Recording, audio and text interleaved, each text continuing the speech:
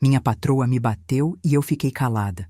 No dia seguinte, lustrei a casa toda dela com o rosto ainda inchado, e ela riu na minha cara dizendo: "Você serve para isso mesmo, sua ignorante. Nasceu para limpar chão." Até ver quem entrou na sala naquele momento. Era o fiscal da Receita Federal que eu mesmo chamei, porque descobri que a madame sonegava mais de 5 milhões de reais por ano e ainda mantinha um esquema de corrupção que envolvia metade dos políticos da cidade. A cara de desespero dela quando viu o homem de terno entrando na sala foi a coisa mais linda que já presenciei na minha vida. Meu nome é Socorro Silva, tenho 42 anos, sou mãe de 3 filhos e trabalho como faxineira há mais de 20 anos. Esta é a história de como uma patroa abusiva descobriu que subestimar trabalhadora honesta foi o maior erro da vida dela. O que vocês vão ouvir aqui é a pura verdade de uma mulher que foi humilhada, espancada, explorada e pisoteada, mas que no final mostrou quem realmente mandava naquela casa de criminosos. Nasci e me criei na periferia de São Paulo, no Jardim Ângela, numa casa de 2 cômodos onde morava com meus pais e mais 4 irmãos. Meu pai, seu Antônio, trabalhava na construção civil desde os 12 anos de idade. Minhas mãos têm as mesmas calosidades que as dele tinham, marca de quem trabalha honesto a vida inteira. Minha mãe, Dona Rosa, era costureira e levava trabalho para casa para complementar a renda. Aprendi desde pequena que trabalho honesto não é demérito de ninguém, é motivo de orgulho. Meus pais sempre me ensinaram valores que carrego até hoje. Socorro, você pode ser pobre, mas nunca aceite ser humilhada por ninguém. Rico não vale mais que pobre. Patrão não vale mais que empregado. Todo mundo sangra vermelho e vai virar pó do mesmo jeito. Essas palavras ecoaram na minha cabeça durante todos os 5 anos que aguentei os abusos da dona Helena, e foram elas que me deram força para lutar quando chegou a hora. Comecei a trabalhar aos 14 anos, ajudando minha mãe com costuras e fazendo faxina nas casas da vizinhança. Estudei até a 8ª série. Tive que parar para ajudar em casa quando meu pai quebrou a perna numa obra. Sempre sonhei em voltar a estudar, fazer um curso, ter uma profissão melhor. Mas a vida foi apertando e os sonhos foram ficando para depois. Casei cedo, aos 18 anos, com o Valdir, que conheci numa festa da igreja.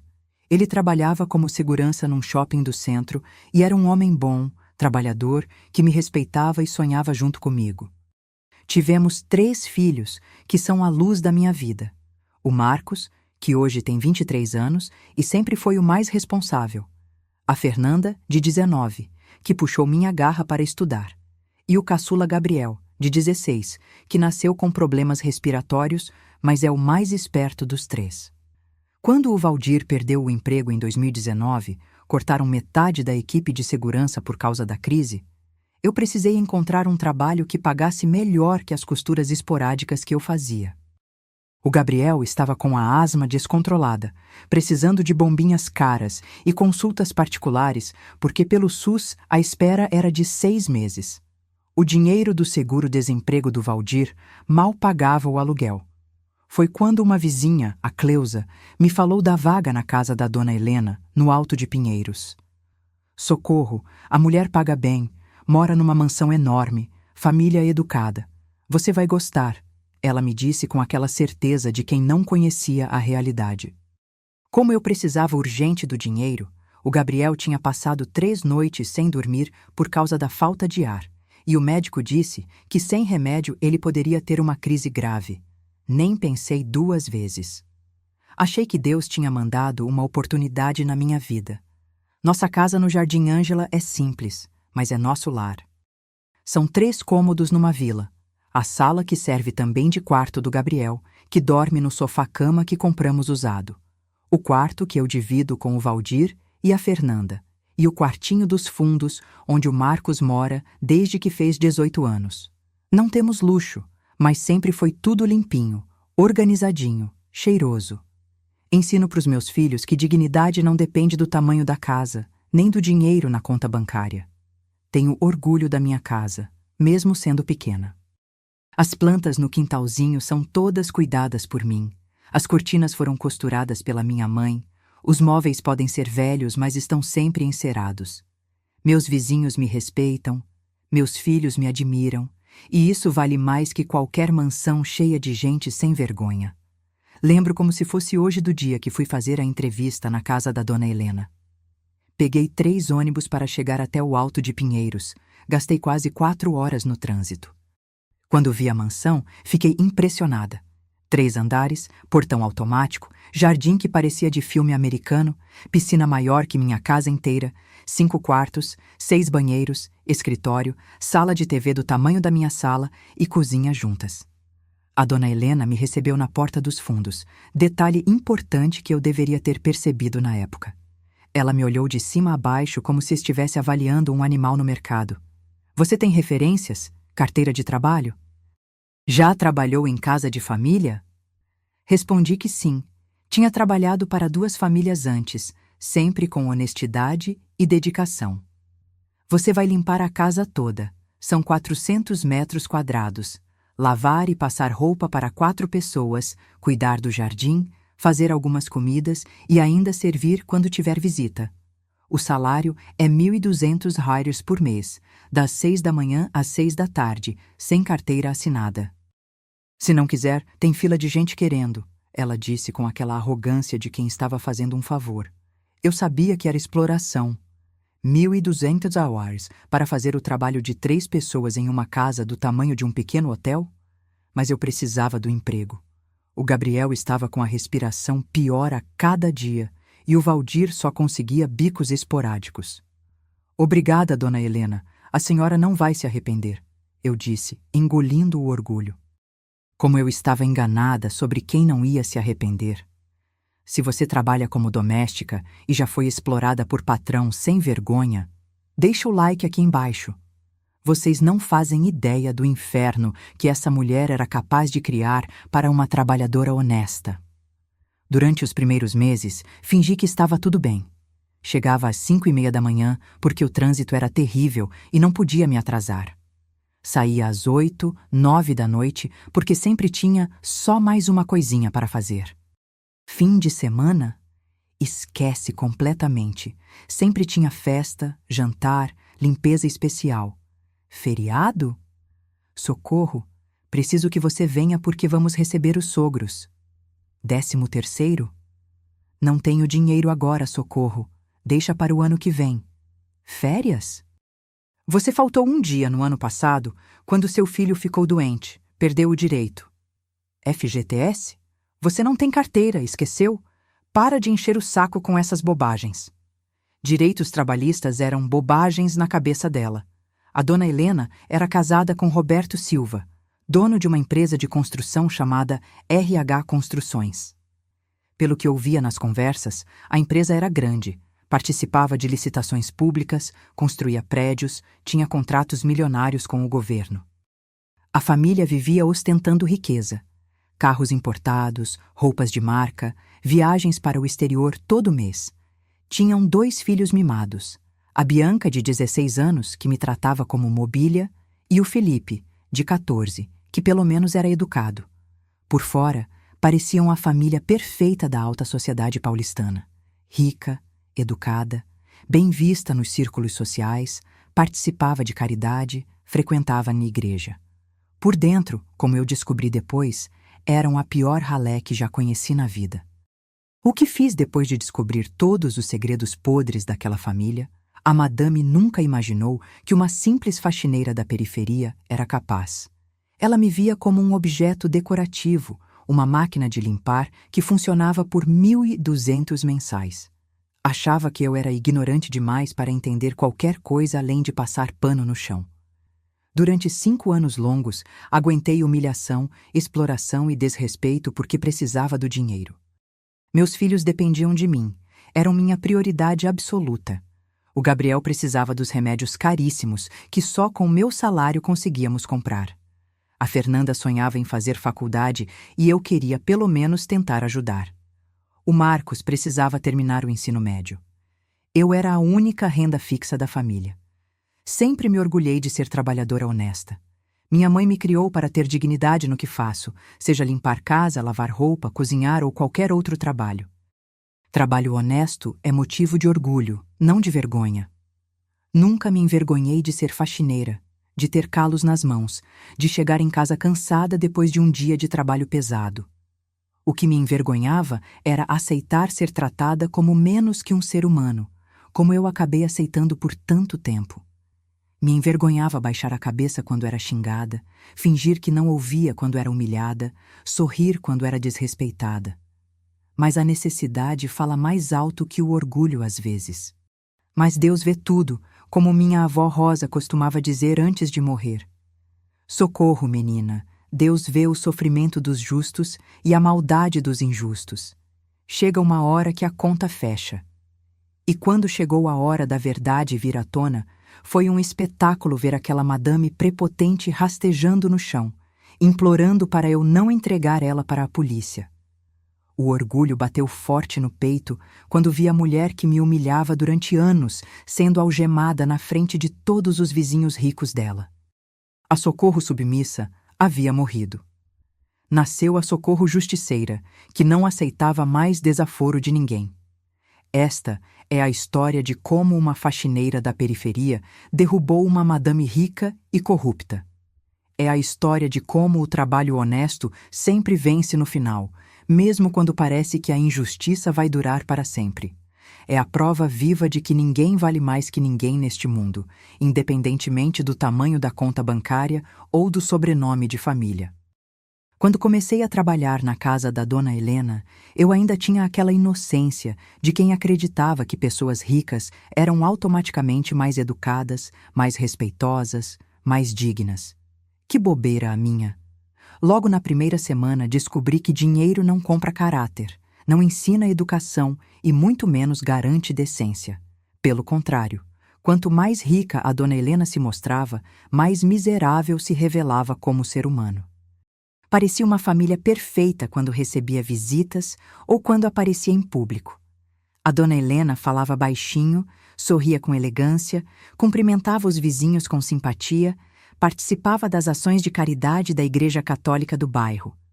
Postava fotos nas redes sociais ajudando em asilos, distribuindo cestas básicas, sempre com aquele sorriso falso de quem quer aparecer como boa pessoa. Mas dentro de casa, longe dos olhos da sociedade, com quem ela considerava inferior, se transformava num verdadeiro demônio. Comigo, especialmente, fazia questão absoluta de mostrar quem mandava e quem obedecia. Era como se precisasse me humilhar para se sentir superior, para confirmar sua posição na hierarquia social que ela havia criado na cabeça doentia dela. Logo percebi o desprezo profundo que ela sentia por mim.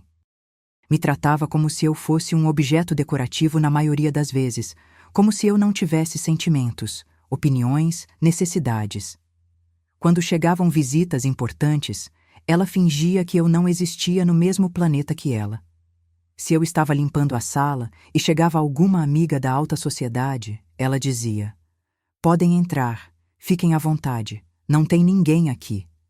Como se eu fosse um móvel, um aspirador de pó, uma vassoura falante. Isso doía mais que qualquer xingamento direto. Era uma forma cruel e sistemática de me desumanizar, de me reduzir à condição de ferramenta de trabalho. Aprendi que existem formas de humilhação muito mais perversas que gritos e ofensas. Nas primeiras humilhações, eu ainda tinha coragem de tentar me defender. Dona Helena, eu também sou gente, também tenho sentimentos, falei uma vez quando ela me ignorou completamente na frente de duas amigas do clube.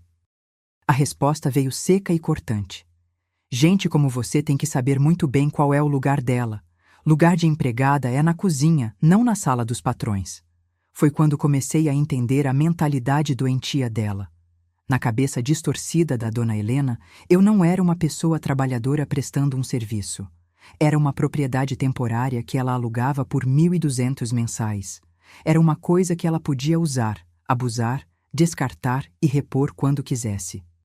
Trabalhava em média 14 a 15 horas por dia, muito mais que qualquer limite legal ou humano. Chegava às 5:30 da manhã porque tinha que preparar o café da família antes deles acordarem. Só conseguia sair depois das 8, 9 da noite, quando terminava de lavar a louça do jantar e deixar a cozinha organizada para o dia seguinte. Fim de semana não existia na minha vida. Sempre tinha algum evento social, alguma festa, algum jantar especial, alguma limpeza extra. Socorro, preciso que você venha no sábado organizar tudo para o churrasco. Socorro, domingo vou receber os sogros, preciso da casa impecável. Era trabalho de sexta a segunda, sem parar, sem descanso, sem vida pessoal. Feriados eram apenas mais dias de trabalho intenso. Natal, Ano Novo, Páscoa, Dia das Mães. Todos viravam oportunidade para a dona Helena criar eventos e me sobrecarregar ainda mais. Feriado é quando mais preciso de você, Socorro. É quando recebo mais gente em casa. Nunca pagava hora extra, adicional noturno, nada. Você ganha salário fixo, tem que dar conta de tudo. Os números da exploração eram revoltantes quando eu parava para calcular. Ganhava apenas R$ 1.200 para limpar uma mansão de mais de 400 metros quadrados, lavar e passar roupa para 4 pessoas, cuidar de um jardim enorme, fazer comida para a família e ainda servir de garçonete quando tinham visitas. Calculei uma vez. Trabalhando 15 horas por dia durante 30 dias, ganhava menos de R$ 3 por hora. Para ter uma noção da disparidade, ela gastava R$ 800 num almoço sozinha num restaurante chique, enquanto pagava R$ 1.200 pelo mês inteiro do meu trabalho. Gastava R$ 2.000 numa ida ao shopping, R$ 5.000 numa massagem no spa, R$ 15.000 numa viagem de fim de semana. Meu salário anual era menos que uma bolsa de marca dela. Durante esses 5 anos de tortura, a dona Helena me devia uma fortuna astronômica em direitos trabalhistas básicos. Nunca assinei carteira de trabalho, nunca recebi 13º salário, nunca tive férias remuneradas, nunca foi depositado FGTS, nunca recebi vale-transporte ou vale-alimentação. Era trabalho completamente irregular, totalmente ilegal. Você tem trabalho garantido, Socorro. Para de reclamar e de encher o saco com essas bobagens jurídicas. Era a resposta padrão dela quando eu ousava tocar no assunto dos meus direitos. Tem um monte de gente querendo seu lugar. Se não está satisfeita, a porta está aberta. Era chantagem emocional pura, usando minha necessidade financeira para me manter submissa. Hoje, depois que ganhei na justiça, sei exatamente quanto ela me devia. Mais de R$ 65.000 só de direitos trabalhistas não pagos, sem contar juros, correção monetária e multas por irregularidades. Era dinheiro suficiente para comprar um carro pequeno ou dar entrada numa casa própria.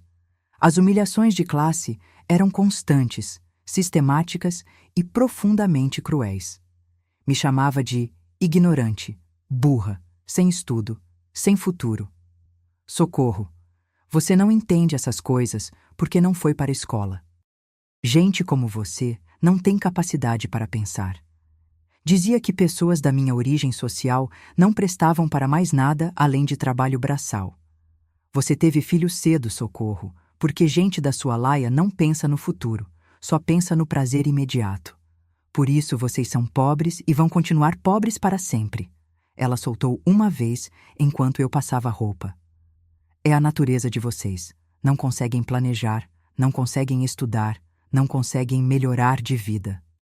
Essas frases ficavam ecoando na minha cabeça por dias, semanas, não pela ofensa em si, eu sabia meu valor, mas por saber que meus filhos poderiam ouvir esse tipo de preconceito na escola, na rua, em qualquer lugar. Me doía pensar que existiam pessoas que viam minha família dessa forma distorcida e cruel.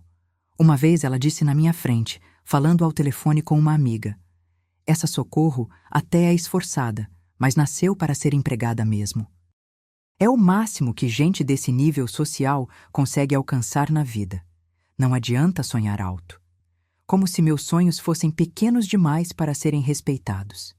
A invasão de privacidade era rotineira e humilhante. Ela revirava minha bolsa quando eu chegava, dizendo que era procedimento de segurança padrão da casa. Vasculhava meu armário no quartinho dos fundos, onde eu guardava meu uniforme e meus pertences pessoais. Lia minhas mensagens no celular quando eu esquecia desbloqueado. Me acusava de roubo constantemente, sem prova alguma, só para me intimidar. Sumiu uma colher de prata, Socorro. Você não viu por aí? E ficava me olhando com cara de suspeita, como se eu fosse ladra profissional. Meu anel estava na penteadeira ontem e hoje não está mais. Você limpou lá? Era perseguição psicológica pura. Chegou ao ponto de instalar câmeras escondidas no quartinho onde eu ficava durante o almoço, violando minha privacidade de forma criminosa. Descobri por acaso quando vi o fio da câmera saindo da estante. Quando confrontei ela, disse: "É para sua própria proteção, Socorro. Se alguém acusar você de roubo, tenho como provar sua inocência." Usava meus problemas financeiros para me chantagear emocionalmente de forma cruel e sistemática. Sabia que eu precisava desesperadamente do emprego por causa dos remédios do Gabriel e abusava dessa fragilidade. "Socorro, se você não conseguir fazer tudo o que estou pedindo, vou ter que procurar alguém mais dedicada e competente." Quando eu chegava preocupada porque o Gabriel tinha passado mal durante a noite, ela dizia: "Seus problemas pessoais não podem interferir no trabalho, Socorro. Se não conseguir se concentrar, melhor ficar em casa sem salário." Era uma crueldade calculada, uma forma de me manter sempre insegura e submissa. O desrespeito sistemático se estendia até às necessidades mais básicas. Eu não podia comer na mesa da cozinha mesmo quando estava sozinha na casa. Tinha que comer os restos da comida da família no quartinho dos fundos, depois que todos tinham terminado suas refeições. A comida boa é para a família, Socorro. Para a empregada tem a comida simples. Não podia usar o banheiro social da casa em hipótese alguma. Era obrigada a usar o banheirinho minúsculo dos fundos, sempre sujo e mal ventilado. Quando questionei essa regra humilhante, ela foi categórica. "Cada um no seu lugar, Socorro. O banheiro da família é para a família. O seu é lá atrás. Se você também é trabalhadora e já passou humilhação desse tipo, comenta aí embaixo. Infelizmente, sei que muitas de vocês vão se identificar com minha história."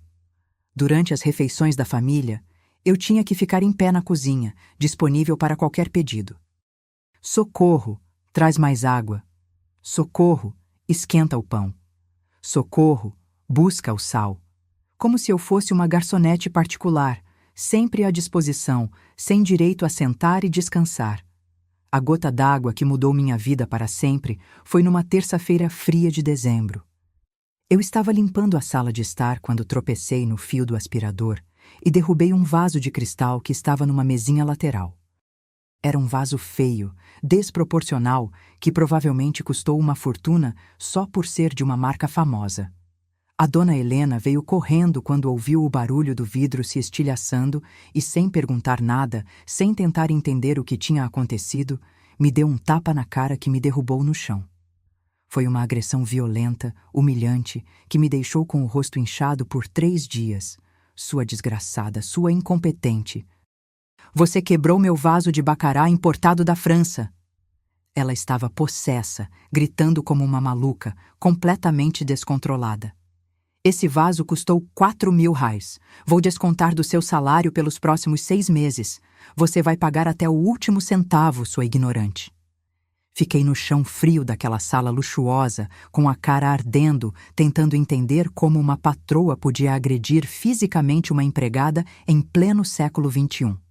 Era 2023, não 1823. Mas para a dona Helena, eu ainda era uma escrava que ela podia bater quando quisesse. No dia seguinte, quarta-feira, apareci no trabalho com o rosto ainda visivelmente inchado do tapa. Em vez de sentir remorso ou pedir desculpas, ela riu na minha cara com sadismo. "Lustrou a casa toda direitinho hoje, Socorro? Pelo menos para isso você serve mesmo." Essa frase cruel ficou gravada na minha memória para sempre. Foi nesse momento exato que comecei a perceber que aquilo não era normal, que ninguém merecia ser tratado daquela forma desumana. Foi quando comecei a questionar internamente por que eu aceitava aquela situação degradante. Foi quando a Socorro submissa começou a morrer dentro de mim. Mas foi justamente quando comecei a perceber a anormalidade da situação que a vida resolveu me dar uma oportunidade de ouro para virar o jogo. Foi quando comecei a prestar atenção de verdade em tudo que acontecia naquela casa de aparências. E o que descobri no escritório secreto dela me fez entender que eu tinha um poder explosivo nas mãos. A funcionária submissa que aceitava tudo calada estava prestes a acordar definitivamente. E quando a trabalhadora honesta desperta e descobre os podres dos patrões corruptos, o bicho realmente pega. Quando fui limpar o escritório privado da Dona Helena numa quinta-feira ensolarada de março, minha vida mudou completamente e para sempre.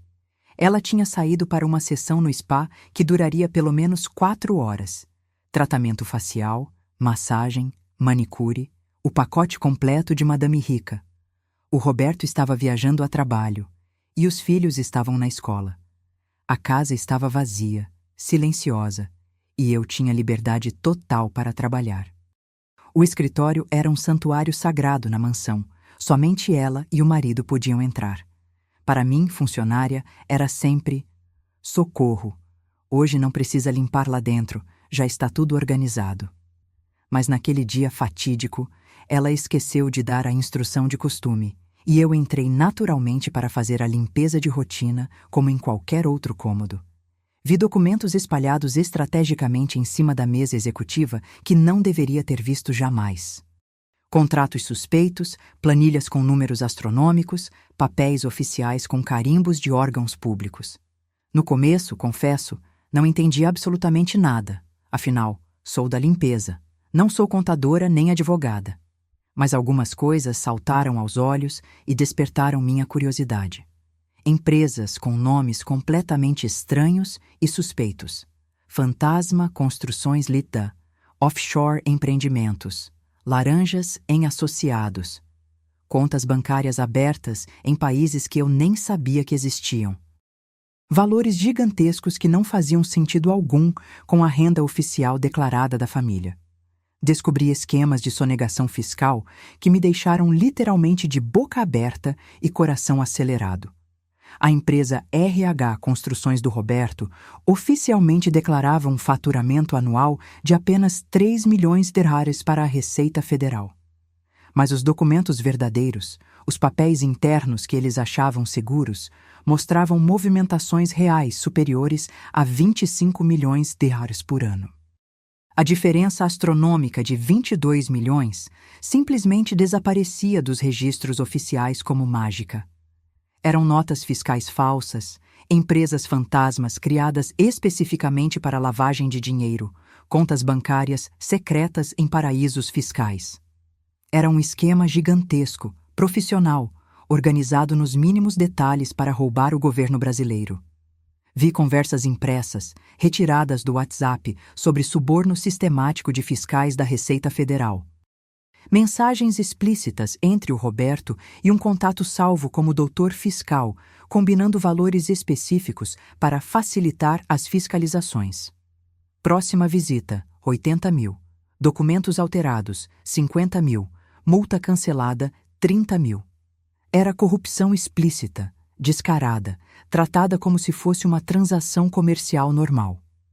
Dinheiro público sendo roubado através de propinas pagas com a naturalidade de quem compra pão na padaria. Milhões de reais que deveriam ir para hospitais, escolas, medicamentos sendo desviados para os bolsos dessa família criminosa. Comecei a investigar por conta própria com a curiosidade e determinação que eu não sabia que possuía. Sempre que eles saíam de casa, eu ia direto para o escritório fotografar documentos com meu celular simples. Prestava atenção obsessiva em todas as conversas telefônicas que conseguia escutar. Anotava nomes, datas, valores, conexões. Minha cabeça estava fervilhando de raiva e indignação.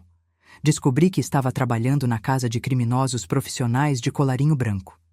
Gente que roubava o país inteiro enquanto me humilhava por quebrar um vaso. A hipocrisia era tão absurda que chegava a ser cômica se não fosse trágica. A extensão real dos crimes era absolutamente assustadora e ia muito além de sonegação fiscal. Encontrei evidências de suborno de juízes para ganhar licitações públicas milionárias.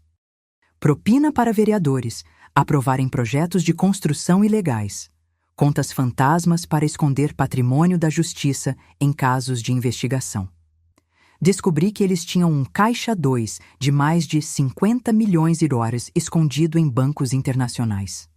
Dinheiro sujo acumulado durante décadas de corrupção sistemática. Era riqueza suficiente para construir hospitais inteiros, mas estava sendo usada para sustentar o luxo obsceno dessa família de criminosos. A rede de corrupção era tentacular e envolvia gente poderosa da política paulistana. Prefeitos, deputados, juízes, promotores, fiscais, todos estavam na folha de pagamento do esquema. Era uma máfia organizada que controlava licitações, fraudava concursos públicos, desviava verbas de obras sociais. A hipocrisia me dava náuseas físicas.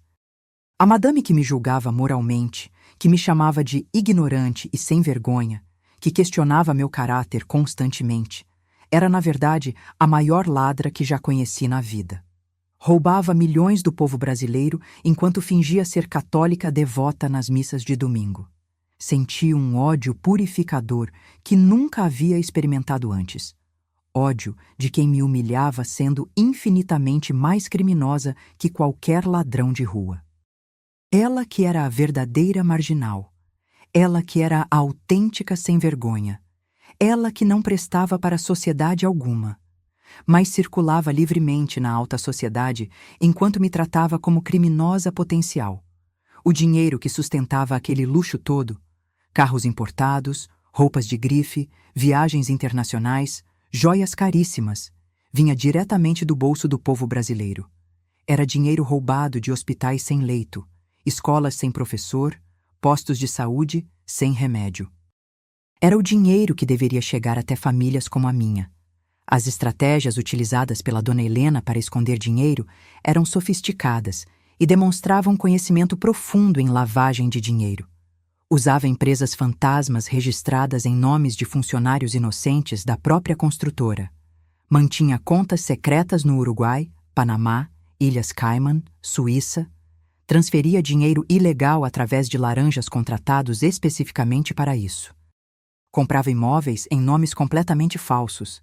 Mantinha fortunas inteiras em criptomoedas para dificultar rastreamento. Tinha advogados especializados em crimes financeiros trabalhando exclusivamente para blindar o esquema. A documentação era farta, detalhada, incriminadora. Contratos assinados, planilhas detalhadas, extratos bancários, conversas gravadas, fotos de reuniões com políticos. Era um arquivo completo de décadas de atividade criminosa organizada. Eles se sentiam tão seguros que documentavam tudo. Deixa o like se você sente raiva de patrão explorador que ainda por cima é ladrão do dinheiro público. A funcionária submissa que aceitava humilhações caladas estava morrendo definitivamente dentro de mim. Nascia uma mulher revoltada, consciente do poder explosivo que tinha literalmente nas mãos. Descobri que possuía informações capazes de destruir completamente aquela família de criminosos mascarados. Decidi estrategicamente que ia usar todo esse conhecimento explosivo a meu favor e a favor da justiça. Não era apenas uma questão de vingança pessoal, embora essa parte fosse deliciosa de imaginar. Era uma questão de justiça social, de dignidade nacional, de moralidade básica. Mas antes de dar qualquer passo definitivo, precisava reunir absolutamente todas as provas possíveis e disponíveis. Não podia dar um passo sequer em falso. Essa gente tinha dinheiro sujo, influência política e conexões perigosas. Se eu errasse a estratégia, seria eu quem sairia destruída da história. Precisava ser meticulosa, inteligente, paciente e, principalmente, estratégica. Afinal de contas, estava me preparando para jogar contra profissionais do crime organizado com décadas de experiência em corrupção. Uma simples faxineira da periferia contra uma máfia de colarinho branco. Durante várias semanas consecutivas, fingi que não havia visto absolutamente nada de comprometedor. Continuei sendo a Socorro submissa, humilde, ignorante, que aceitava desaforos sem questionamento. Mas internamente estava planejando cada movimento do meu contra-ataque com precisão militar. Sabia que havia encontrado minha salvação definitiva. e, simultaneamente, a perdição completa deles. A hora da justiça e da vingança estava se aproximando rapidamente. E dessa vez, definitivamente, quem ia chorar de desespero não seria eu. O plano começou a se formar claramente na minha cabeça. Não ia apenas denunciar os crimes, ia fazer justiça social completa. Ia recuperar minha dignidade roubada, meus direitos trabalhistas negados e ainda dar o troco merecido por 5 anos de humilhação sistemática. A trabalhadora honesta havia encontrado as armas perfeitas para enfrentar os patrões criminosos. E quando a trabalhadora desperta com provas explosivas na mão, o jogo vira completamente de lado. Continuei trabalhando absolutamente normalmente durante meses, como se nada extraordinário tivesse acontecido em minha vida. A dona Helena não desconfiava de absolutamente nada. Para ela, eu continuava sendo exatamente a mesma Socorro ignorante, submissa e inofensiva que aceitava tudo calada há anos. Mas internamente, estava planejando cada movimento da minha estratégia com a precisão de um general experiente. Aprendi rapidamente que paciência é a arma mais poderosa de quem busca justiça verdadeira. Não podia agir por impulso ou emoção. Precisava ser calculista, metódica, implacável. Afinal, estava enfrentando criminosos profissionais com décadas de experiência em corrupção e lavagem de dinheiro. Durante 4 meses intensivos, fotografei sistematicamente cada documento comprometedor que conseguia encontrar no escritório secreto. Meu celular simples virou um arquivo digital completo e detalhado dos crimes da família. Contratos fraudulentos, planilhas de sonegação, conversas sobre suborno, tudo devidamente registrado e catalogado por data.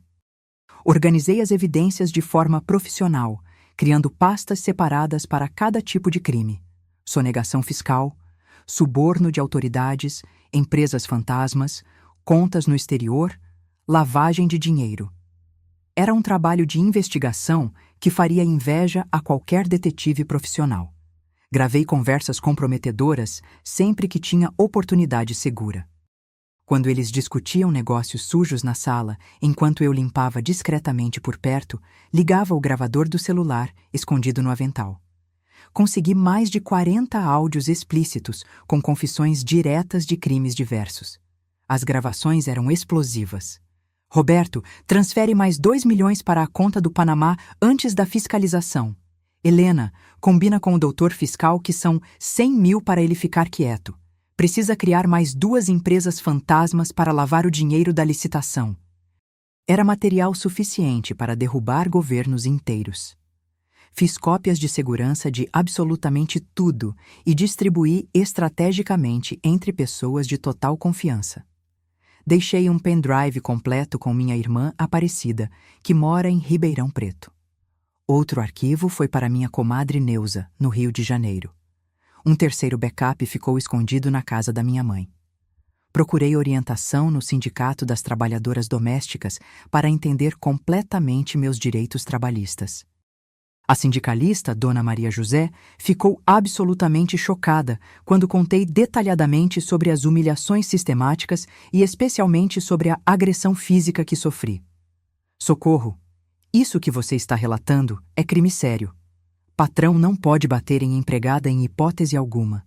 Isso é lesão corporal, trabalho análogo à escravidão, assédio moral. Você precisa denunciar urgentemente. Ela me orientou com veemência, mas expliquei que tinha um plano maior e mais eficiente em mente.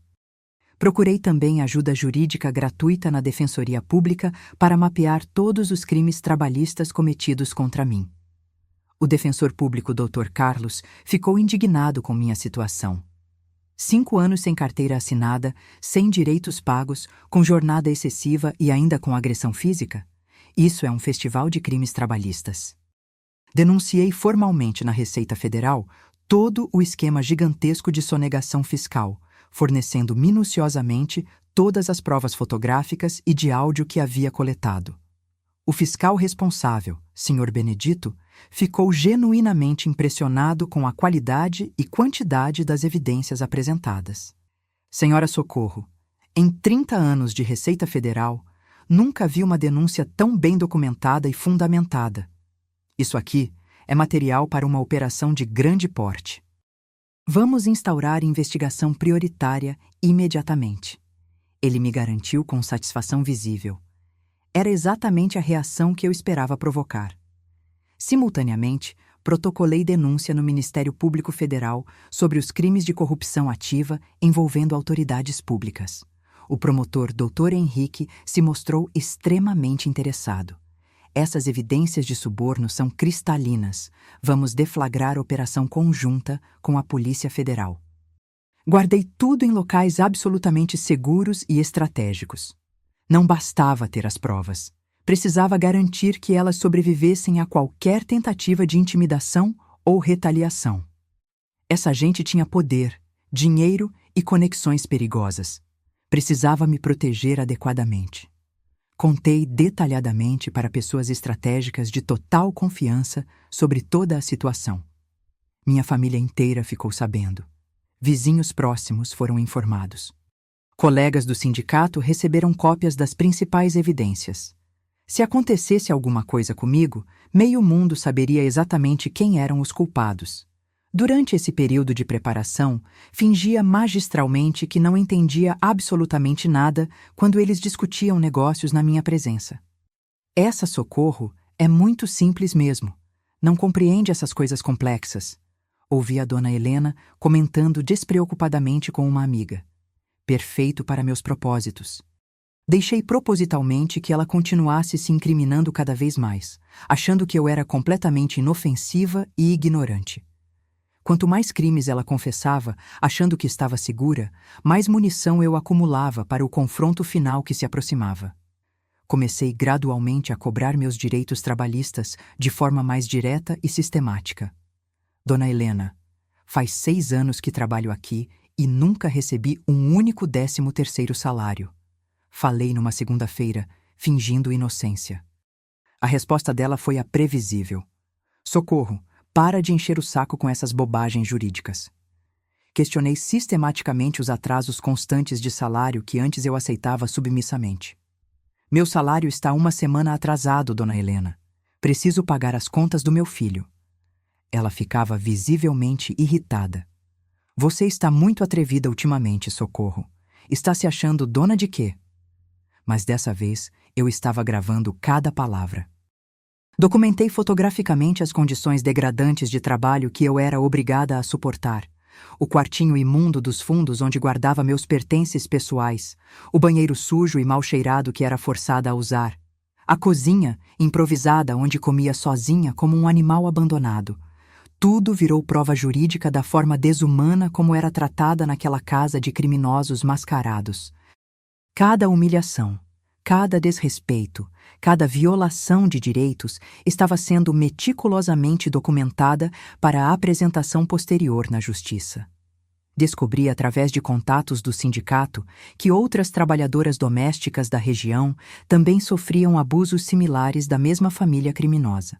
A jardineira Conceição, que prestava serviços 2 vezes por semana, me revelou que nunca havia recebido os valores combinados pelos serviços.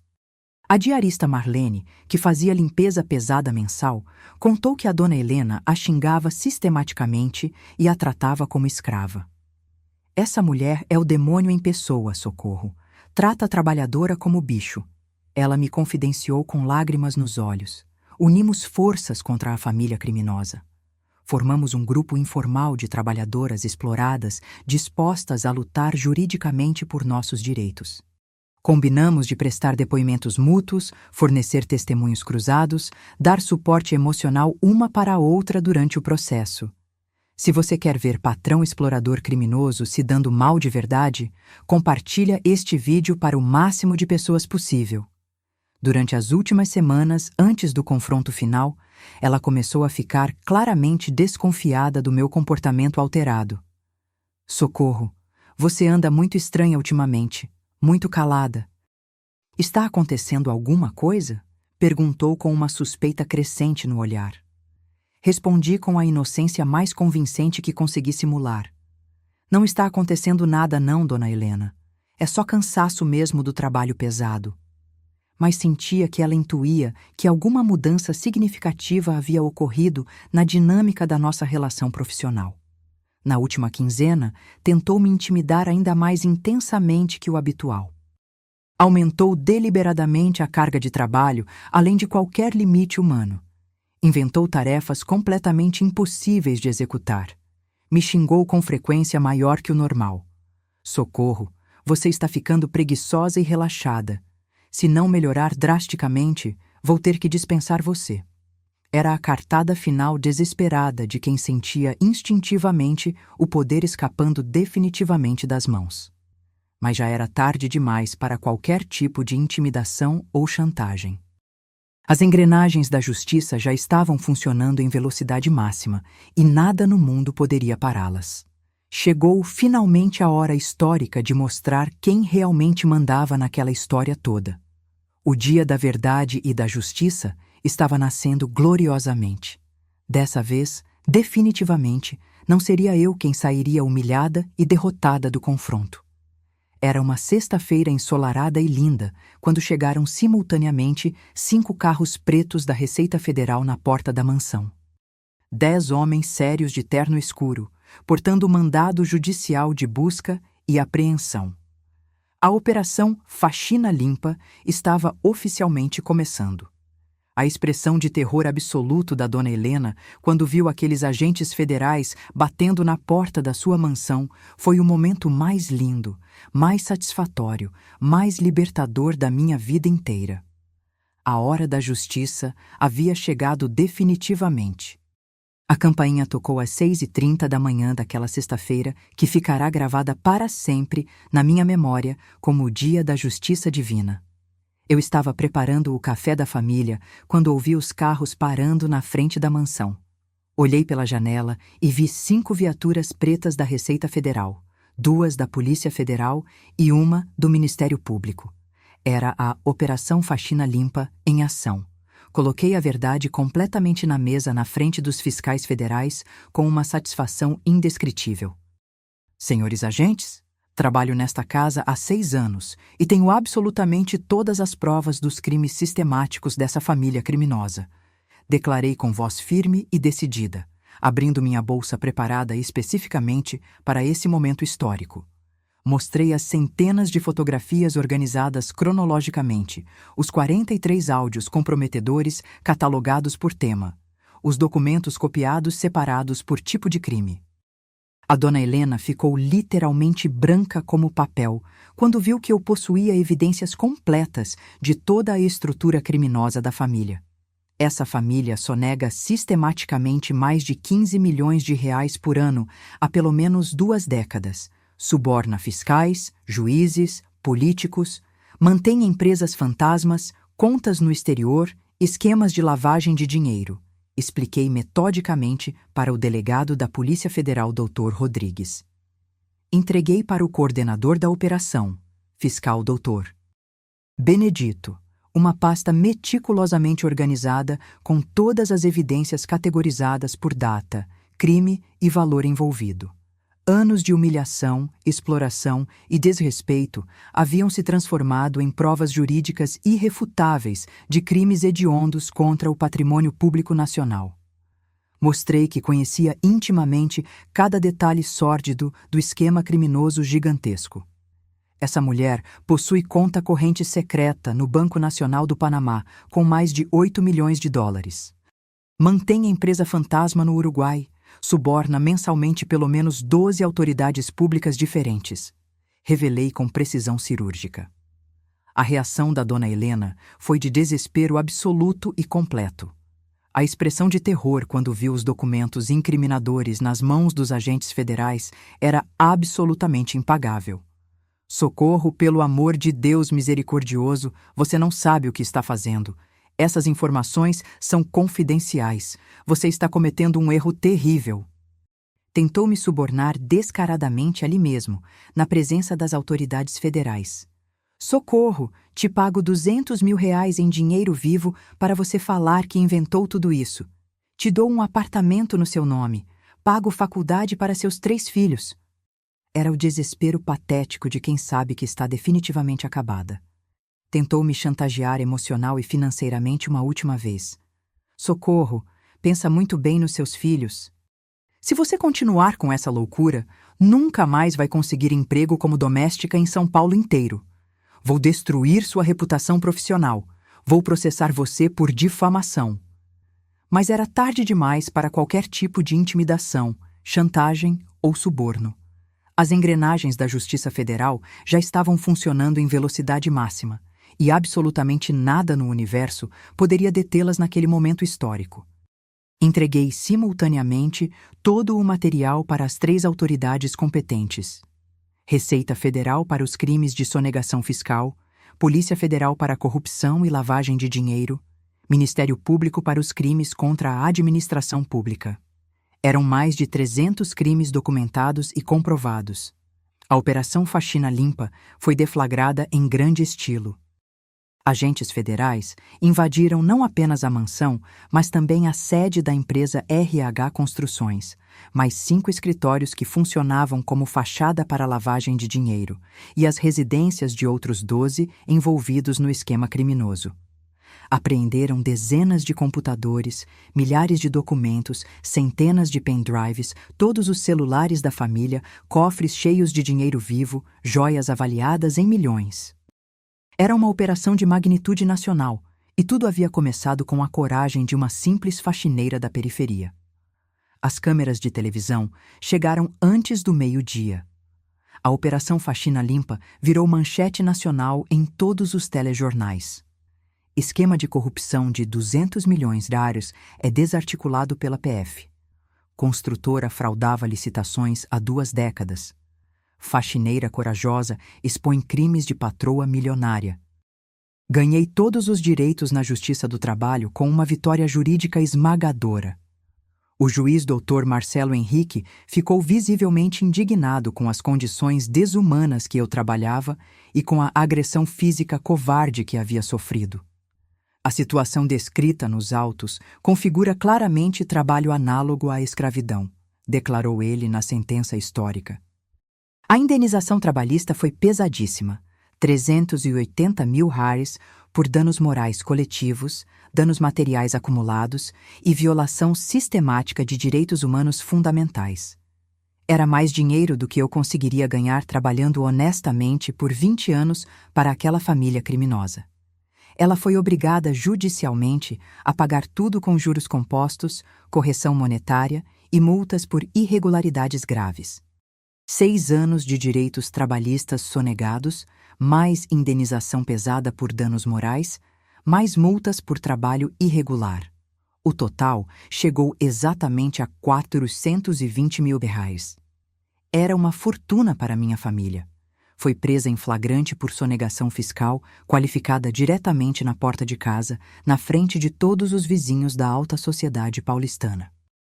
A cena da dona Helena sendo algemada e colocada de cabeça baixa na viatura da Polícia Federal virou o assunto mais comentado de todo o bairro Nobre durante meses. O Roberto foi preso simultaneamente na empresa por formação de quadrilha, corrupção ativa, lavagem de dinheiro e crimes contra a ordem tributária. A prisão foi transmitida ao vivo pela televisão. Ver aquele homem arrogante sendo humilhado publicamente foi uma satisfação indescritível para todas nós, trabalhadoras exploradas. Perderam absolutamente todos os bens. A mansão de 3 andares, os 5 carros importados de luxo, as joias milionárias, todas as contas bancárias nacionais e internacionais. A Receita Federal bloqueou todo o patrimônio da família para garantir o pagamento integral dos impostos sonegados durante décadas. A casa onde eu havia trabalhado como escrava moderna foi leiloada pela Justiça Federal para pagamento das dívidas tributárias. Ver aquela mansão sendo despejada e vendida foi uma catarse emocional completa. A justiça poética estava sendo feita de forma absolutamente perfeita.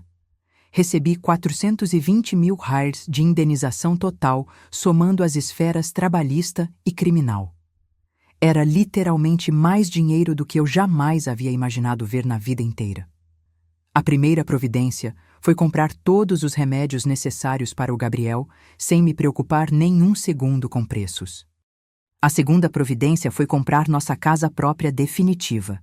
3 quartos espaçosos, sala ampla, cozinha planejada, quintal grande para as crianças brincarem.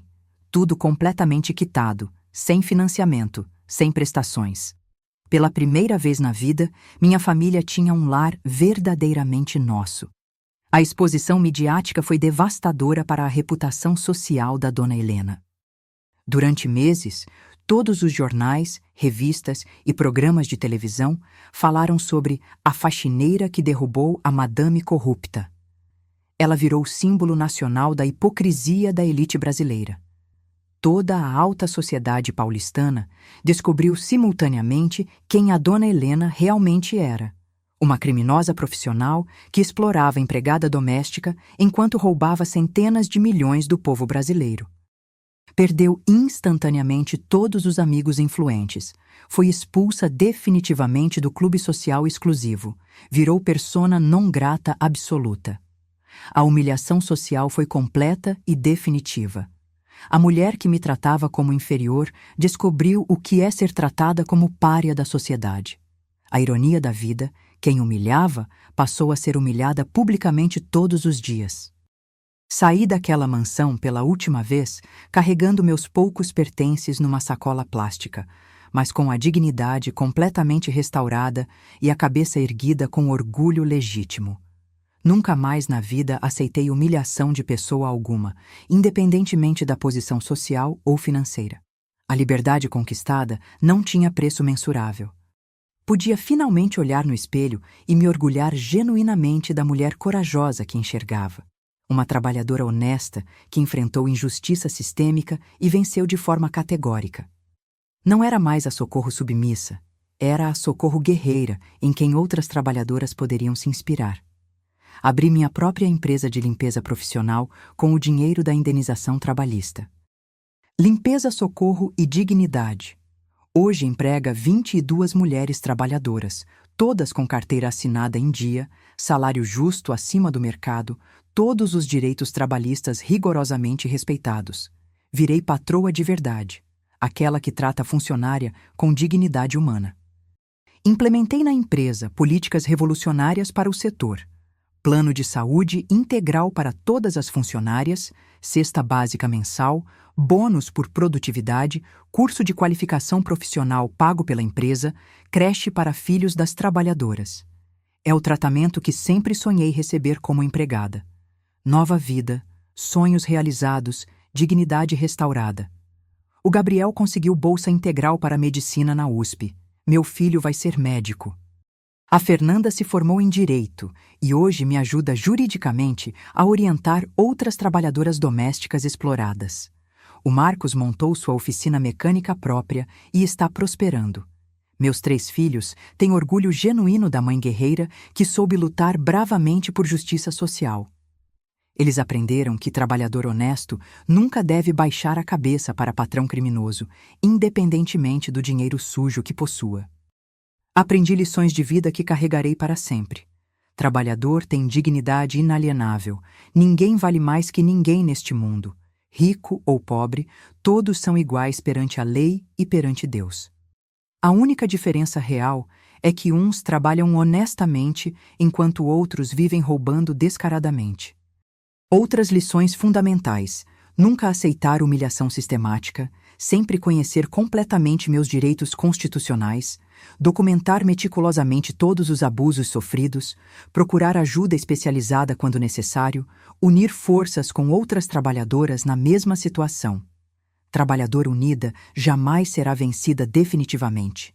Quando nos organizamos coletivamente e lutamos por nossos direitos, somos capazes de mover montanhas inteiras e derrubar esquemas criminosos gigantescos.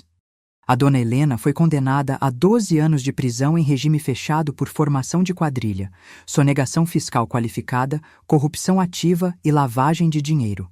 Está cumprindo pena na penitenciária feminina de Santana, usando uniforme de presidiária e dormindo em cela coletiva.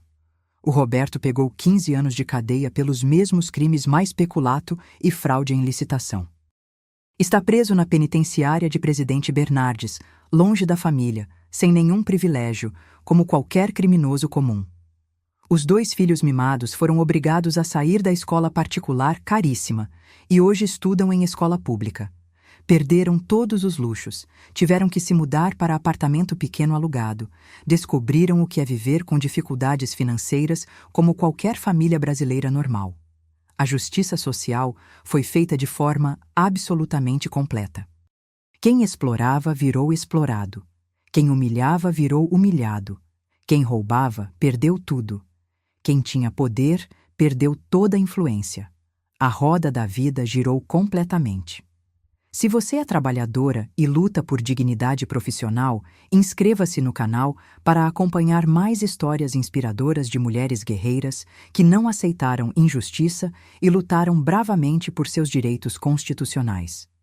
Hoje durmo em paz absoluta, sabendo que a justiça divina existe de verdade e que trabalhador honesto sempre vence no final, mesmo quando parece que a injustiça vai durar eternamente. A paciência dos justos sempre é recompensada por Deus. Esta é a prova viva e irrefutável de que não importa quanto dinheiro sujo o patrão explorador possua, não importa quantos contatos influentes e poderosos ele conheça.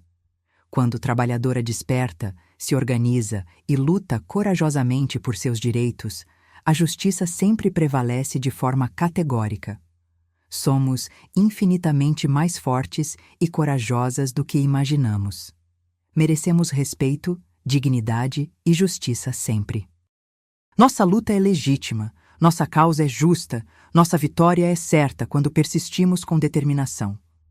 A Socorro Faxineira humilhada morreu para sempre naquela sexta-feira histórica. Nasceu a Socorro Empresária respeitada, que hoje emprega outras trabalhadoras e luta diariamente para que nenhuma mulher passe pelo inferno que eu passei durante 6 anos. Trabalhadora honesta vale mais que qualquer patrão criminoso. Esta é minha mensagem final para todas as guerreiras que assistem. Lutem sempre por dignidade, nunca aceitem humilhação, conheçam seus direitos e jamais desistam da justiça. A vitória é nossa, sempre foi nossa, sempre será nossa.